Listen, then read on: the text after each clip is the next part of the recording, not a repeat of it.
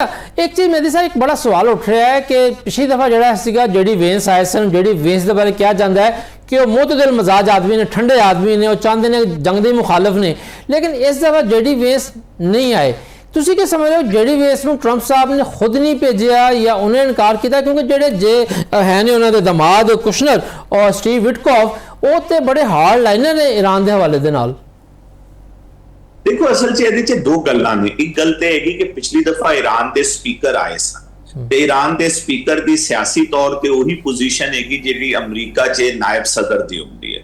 तो equal position से हुण क्योंकि वजीर खारजा आ रहे ने ते उन्होंने रूबियो नू इस मामले तो दूर रखा शुरू दिन तो। उन्होंने स्पैशल नुमाइंदा विटकॉफ की शक्ल च इस जगह ते रखा होया है ते उन्होंने यह गल है। दूजी गल हैगी कि देखो असल च यह गल भी कन्फर्म नहीं हैगी कि मुलाकात होएगी और मुलाकात होएगी तो आपस में दोनों वफूद मिलनगे। अगर कोई ऐसी सूरत हाल बनती है कि चीज़ां बड़ी तेजी नाल डिवेलप होंदियां ने तो फिर जेडी वेंस साहब भी आ सकते हैं। और देखो कुछ लोग यह ख्याल भी करते हैं कि अगर यह मुज़ाकरात कामयाबी की तरफ चले गए और अमरीका वास्ते विन विन पोजीशन हो गई तो फिर वो क्यों जेडी वेंस नू देंगे कि जेडी वेंस जिहड़ा है वो पूरी दुनिया च आए कि जी वो मुआहिदा करदा उस सूरत च खुद ट्रंप साहब भी पाकिस्तान आ सकते हैं। गल असल च है कि किस सिमत आगे चीज़ां चलदियां ने।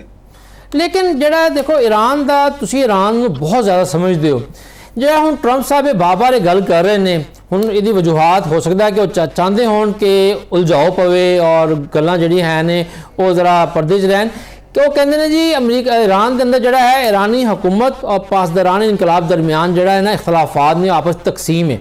इस बार तुसी कहते हो? देखो असल च यह गल है कि यह गल कहना कि वो तकसीम ने यह गल तो दुरुस्त नहीं हैगी। लेकिन हाँ असी यह गल जरूर देखी है कि उत्थे दी सियासी हुकूमत ते जिहड़ी फौज हैगी ना जी या जिन्हों पासदारान कहते हैं उन्हां च एक अमरीका के हवाले नाल बल्कि दुनिया के हवाले नाल जरूर एक गैप जरूर मौजूद है। एक सिमत च ना थोड़ा बहुत फर्क सानू नजर आता है। मैं यदि मिसाल देना है ताकि लोग की ज्यादा अच्छी तरह समझेंगे। जिस वक्त पाकिस्तान ते 2 साल पहले अचानक ईरान ने मिसाइल हमला कर दिता उसके बाद उस वक्त दे ईरानी वजीर खारजा फौरी तौर पर पाकिस्तान आए ना। पाकिस्तान ने उसका जवाब दिता 2 दिन बाद वो आए और उन्होंने आके दसन की कोशिश की कि यार है जेड़ा कुछ होया है ना साडी मर्जी ते नाल नहीं होया। लेकिन पाकिस्तान ने उस वक्त उस गल नू कोई अहमियत नहीं दी। उसके बाद फिर उन्होंने जेड़े शहीद प्रेसिडेंट ने इब्राहिम रईसी साहब वो पाकिस्तान आए।